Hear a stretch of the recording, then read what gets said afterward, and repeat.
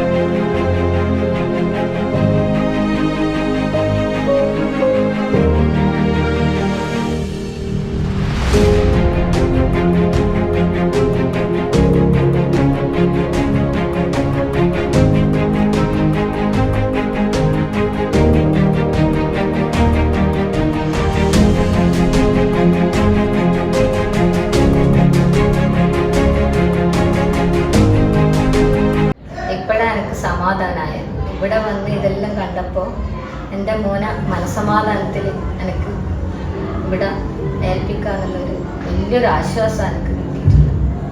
നിങ്ങളൊന്നും ഭയപ്പെടേണ്ട, നമ്മളെപ്പോഴും നിങ്ങളെ കൂടെ ഉണ്ടാവും.